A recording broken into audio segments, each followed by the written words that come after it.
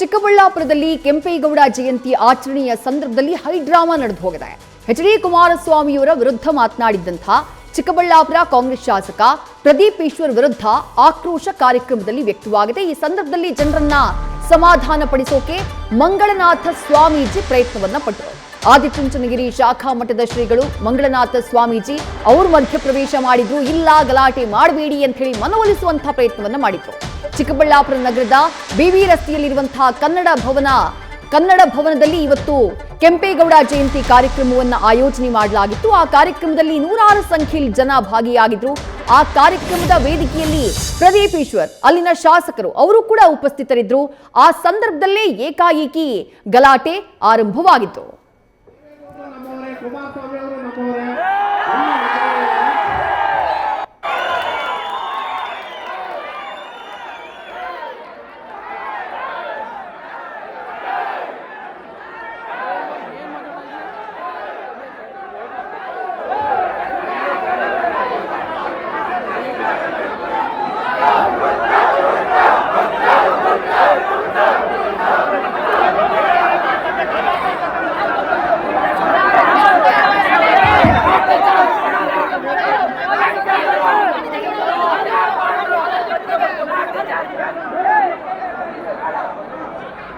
जय श्री गुरुदेव, जय श्री गुरुदेव. ಒಂದು ನಿಮಿಷ.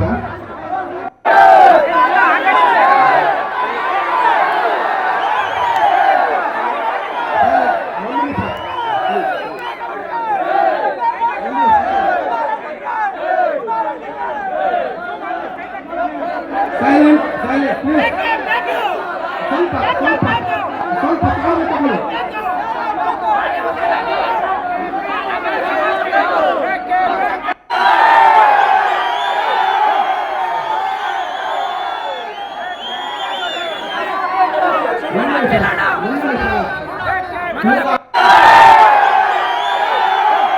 ಮುಖಂಡರುಗಳೆಲ್ಲ ಮಾತಾಡ್ತೇವೆ ಈಗ. 5 ನಿಮಿಷ ಸುಮ್ಮನೆ.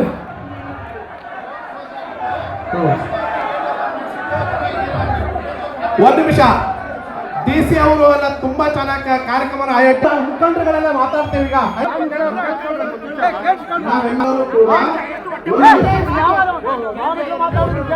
ನಾವೆಲ್ಲರೂ ಕೆಂಪೇಗೌಡರ ವಂಶಸ್ಥರು. ನಾವು ಗೌರವ ಕಾಪಾಡಬೇಕಾಗುತ್ತೆ. ಯಾರು ಕೂಗಾಡಬೇಡಿ ಪ್ಲೀಸ್. ಪರಿಹಾರ ಇದೆ, ಯಾರು ಮಾತಾಡಬೇಡಿ. 5 ನಿಮಿಷ ನಾವು ಮಾತಾಡ್ತೇವೆ. 1 ನಿಮಿಷ. ನಮಗೂ ದೇವೇಗೌಡರು ನಮ್ಮವರೇ, ಕುಮಾರಸ್ವಾಮಿ ಅವರು ನಮ್ಮವರೇ.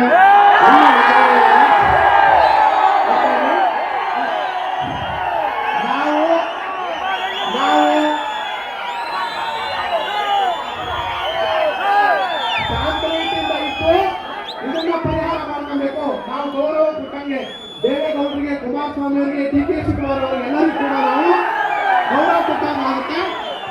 ಶಾಂತಿಯಿಂದ ಕೂತ್ಕೊಳ್ಳಿ, ಎಲ್ಲ ಕೂತ್ಕೊಳ್ಳಿ. 5 ನಿಮಿಷ ಕೂತ್ಕೊಳ್ಳಿ. ಬಿಂದು ಗೌರಿಬಿದನೂರು, ನವಾಜ್ ಬಟ್ಲಹಳ್ಳಿ, ಮಾರುತಿ ಗೌರಿಬಿದನೂರು, ಸಿಂಧುಶ್ರೀ ಚಿಂತಾಮಣಿ. ಬಿಂದು ಗೌರಿಬಿದನೂರು, ನವಾಜ್ ಬಟ್ಲಹಳ್ಳಿ,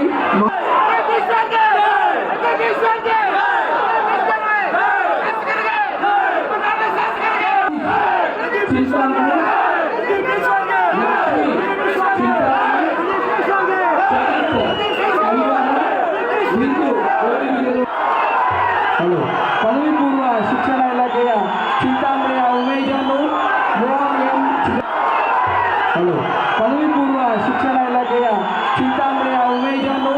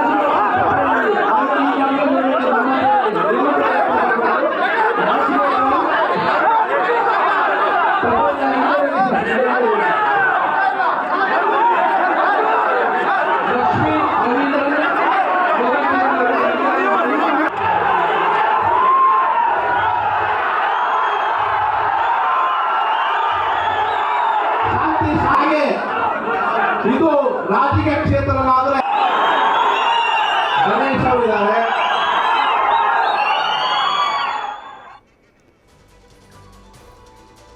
ಚಿಕ್ಕಬಳ್ಳಾಪುರದ ಕನ್ನಡ ಭವನದಲ್ಲಿ ನಡೆದಂತಹ ಕೆಂಪೇಗೌಡ ಜಯಂತಿ ಕಾರ್ಯಕ್ರಮ ಯಾವ ರೀತಿ ಹೈಡ್ರಾಮಾಗೆ ಸಾಕ್ಷಿಯಾಯಿತು ಅನ್ನೋದನ್ನ ಗಮನಿಸ್ತಾ ಇದ್ದೀರಿ.